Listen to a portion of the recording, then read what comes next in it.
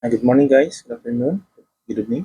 Meron naman tayo guys na ibibigay sa inyong warning: protect your family from financial collapse. Ito ay recession guys.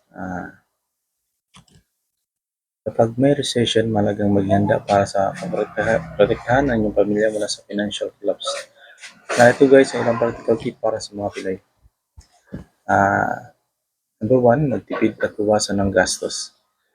Gumawa ng budget, ilistang yung mga kita at gastusin at alamin kung saan pwedeng magbawas.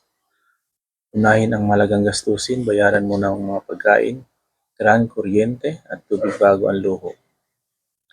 Iwasan ang utang kung hindi naman kailangan. Huwag mangutang lalo na kung mataas ang interes.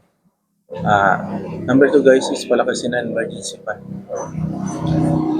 Mag-ipon at least 3 to 6 months halaga ng gastusin bilang safety net. Maglaan kahit na maliit na halaga kada buwan para sa emergency savings. Number 3 guys, maghanap ng karagdagang kita. Gamitin ang iyong skill para sa freelance work o sideline business. Subukan ng online selling, food business o remote work.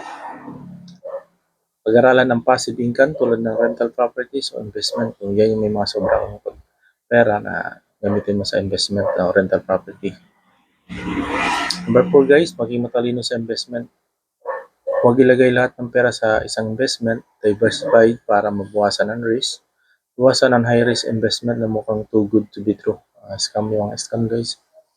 Pag nararamdaman nyo, huwag nyo nang subukan. May mga kilala ko. Ngayon, mag-invest sa stock bond, mutual fund at pangmatagalan. Number 5, siguraduhin ang financial security ng pamilya. Gumawa ng life insurance at health insurance para sa protection.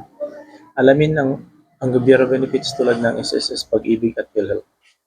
Kung may loan, tiyakin na may planong pambayad kahit may emergency.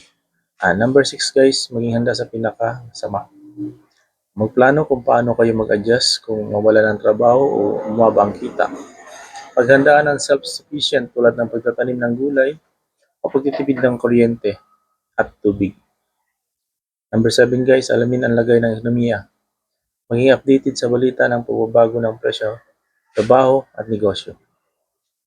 Okay, pakipag-usap sa mga financial advisor o eksperto para sa mga tamang financial planning. Yan guys ang pito nating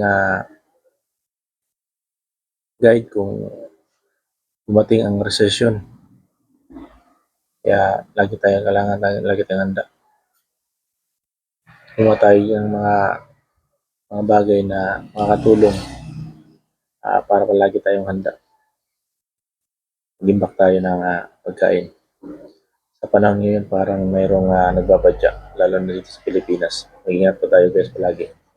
Dahil critical lang ang panahon natin ngayon dahil sa politika. Bye guys. Sana may natutunan kayo sa recession warning na maaaring dumating sa atin ngayon panahon na to, 2025. Ngayong Marso. Walang bumibili guys kaya nag-vlog ako. Maraming salamat guys. Like and subscribe po tayo guys. Bye-bye!